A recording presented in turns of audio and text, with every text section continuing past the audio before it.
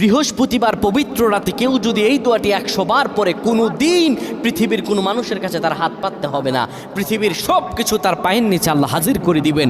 দারিদ্রতা থেকে মুক্তি দান করবেন, বিপদ আপদ থেকে মুক্তি দান করবেন, তার সম্মানকে সুউচ্চতা দান করবেন, অসুস্থতা থেকে দূরে রাখবেন। আল্লাহর অশেষ দয়া ও রহম তাকে দান করে দিবেন। সুবহানাল্লাহ। বৃহস্পতিবার রাত এটি গুরুত্বপূর্ণ রাত।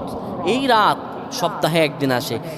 আরবিতে রাত আগে আসে, দিন পরে আসে। সুতরাং বৃহস্পতিবারের যে দিন গিয়ে রাত, এটি বৃহস্পতিবার রাত নয়, এটি শুক্রবারের রাত, এটি জুমাবারের রাত, এটি দোয়া কবুলের রাত, আল্লাহর কাছাকাছি হওয়ার রাত। সুবহানাল্লাহ।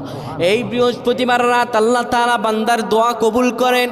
কেউ যদি বৃহস্পতিবার রাতে ঈশা নামাজের পরে পবিত্র হয়ে ইয়া হাইয়ু ইয়া হাইয়ু ইয়া হাইয়ু ইয়া রফিয়ু ইয়া রফিয়ু ইয়া রফিয়ু এই দোয়াগুলো পড়তে পারে 100 বার, আল্লাহ রাব্বুল আলামিন তার